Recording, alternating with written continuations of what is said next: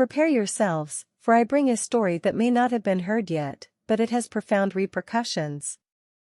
It's a narrative that takes us to the heart of the Middle East, a land full of challenges and conflicts, where an organization called Hamas exerts its power. Oh, Hamas, a name that many may not know, but whose actions are known to all. This group, led by a man who defies peace, has stirred the entire region. It is the same Hamas responsible for a series of attacks against Israel, threatening the stability and security of a nation. The year was October 7th, a day of celebration in Israel, known as the Supernova Music Festival. Thousands of Israelis rejoiced, anticipating a night of joy. But, as often happens, peace was suddenly disrupted. An army of Hamas fighters, coming from Gaza, invaded Israeli territory, occupying border cities and kidnapping hostages, including helpless children. Terror engulfed the night, and the images of these terrible moments are too disturbing to share. The terrorists used unimaginable means to enter Israel: motorboats, ground assaults, and even paragliders. Israel claimed these were highly trained units capable of wreaking havoc in their path, leaving an entire village near the border in ruins. And so, the Middle East found itself embroiled in what would be the worst conflict between Israel and Palestine since 2014. Israeli Prime Minister Benjamin Netanyahu vowed to retaliate, launching his own rockets in response, while Gaza was left completely isolated, with shortages of electricity and hope. This was not the first time Hamas had attacked Israel, but this time, something failed in the defenses, allowing terror to cross the borders. The United States positioned its aircraft carriers near the Israeli border, and the question that echoes is why? Is it because of Hamas? The answer, my friends, does not solely lie in the presence of Hamas. No, the United States has a watchful eye on Lebanon, a nation where tension is growing, but I will explain that part later. However, you might be wondering how a terrorist group in Gaza, an area with high poverty and a small population, could attack a nation like Israel.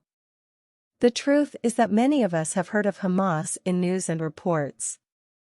However, to fully understand this situation, we need to know the history of Hamas. Hamas is an abbreviation that stands for the Islamic Resistance Movement. Its journey began with a man named Sheikh Ahmad Yassin, a Palestinian who initially went to Egypt in search of religious knowledge. But life forced him to return to Gaza, where his life would intertwine with the Muslim Brotherhood. The Muslim Brotherhood, one of the largest Islamic organizations in the world, aimed to transform society according to the vision of Prophet Muhammad. Initially, the Muslim Brotherhood used violence as a political tool, but circumstances changed when Egyptian leader Anwar al-Sadat sought an agreement. An agreement that would change the course of history. It was in this context that Sheikh Yassin became active in the Palestinian Muslim Brotherhood, spreading its message through mosques.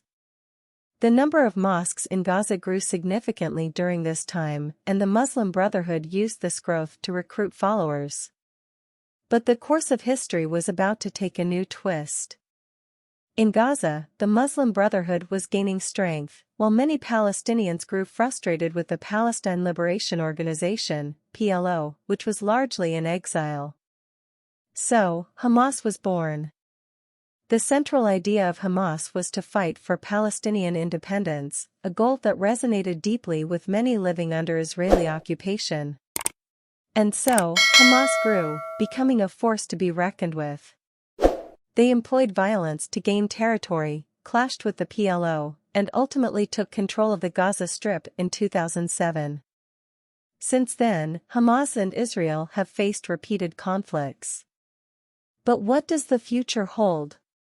While the world's eyes are on the situation in Israel and Gaza, it's important to remember that the Middle East is a volatile region where today's events can shape tomorrow in unpredictable ways. Is this just the beginning of an escalation of conflict in the region? Or will there be room for negotiations and, ultimately, for peace? The history of Hamas, Sheikh Yassin, and the Muslim Brotherhood offers a window into understanding the complex challenges of this region. It is a reminder that the Middle East is a puzzle of historical, political, religious, and social conflicts, and finding a path to peace will be a daunting task. However, as always, hope persists, and the future of the Middle East will be shaped by the choices we all make.